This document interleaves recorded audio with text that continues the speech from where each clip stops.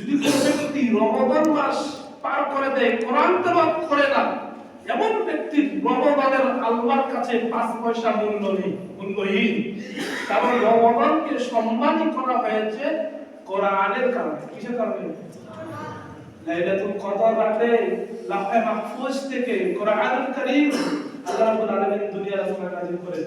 এরপরে পর্যায়ক্রমে 23টি বছর ধরে 23 বছর ধরে আল্লাহ রাব্বুল আলামিন মুহাম্মদ সাল্লাল্লাহু আলাইহি ওয়াসাল্লামের কাছে ওহীর মাধ্যমে কোরআনুল কারীম নাযিল করেন। কিন্তু প্রথম যেই রাতে আসমান থেকে নিয়ে লাউহে মাহফুজে কোরআন নাযিল হয়, সেই রাতটি হচ্ছে লাইলাতুল কদর। কোন মাস সেটা? রমাদান মাস। সিয়ামের বরকত ফজিলত তো আছে, কিন্তু রমাদান মাসের যে এত বরকত ফজিলত, এটা আপনি কিভাবে দেখছেন? যদি আপনার চিন্তা চেতনা এখনো পরিবর্তন না হয়, যদি আপনি ওই দুনিয়াবী চিন্তা নিয়ে এখনো বসে থাকেন, আর ওইভাবে যদি চলেন, সিয়াম চলে যাবে, রমাদান চলে যাবে, কিন্তু জীবনের উপকার হবে না। এই জীবন চিরদিনের জন্য নয়, পুরো জীবন রয়েছে, সেই দিনের জন্য কিছু করার দরকার। আপনি আজ যে দুনিয়ার পিছনে ছুটছেন, সেই দুনিয়া আপনাকে লাথি মেরে দিবে কাল কিয়ামতের মাঠে।